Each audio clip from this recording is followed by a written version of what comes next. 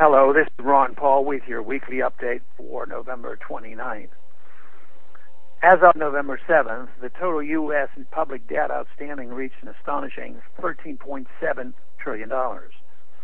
This means that although Congress just raised the debt limit to $14.3 trillion back in February, the new Congress will face another debt ceiling vote almost immediately next year. Otherwise, the Treasury will not be able to continue issuing debt to fund government operations. The upcoming vote will provide an interesting litmus test for the new Republican congressional majority, especially those new members closely identified with Tea Party voters. The debt ceiling law, passed in 1917, enables Congress to place a statutory cap on the total amount of government debt rather than having to approve each individual Treasury bond offering. It also, however, forces Congress into an open and presumably somewhat shameful vote to approve more borrowing.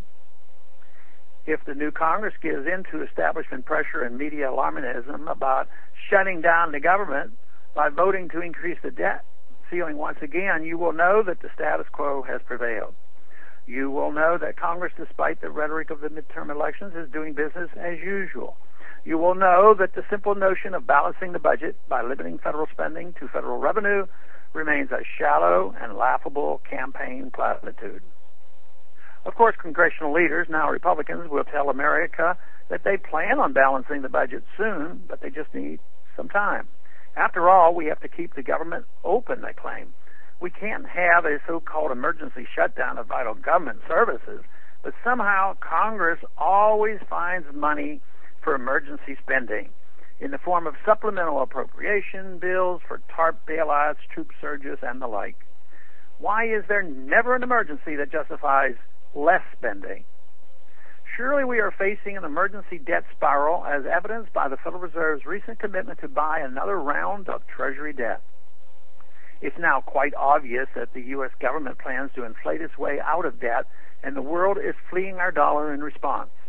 Just 7 years ago, Congress raised the debt ceiling to $6.4 trillion, which means the federal government had doubled its indebtedness in less than a decade. Annual deficits for 2011 and beyond are projected to be at least $1 trillion.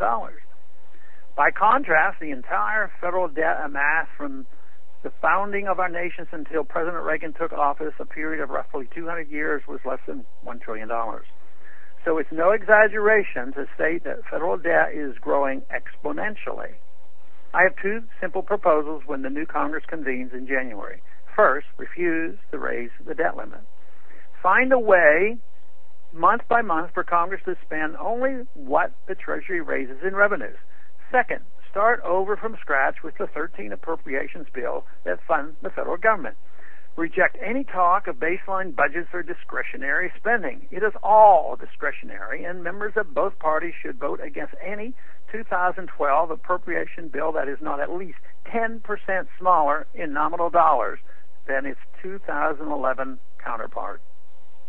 A motivated Congress could begin to slow the tide of debt by taking the simple steps of cutting federal spending by 10% across the board for the next few years. Let's hope it does not take the complete collapse of the U.S. dollar to provide this motivation.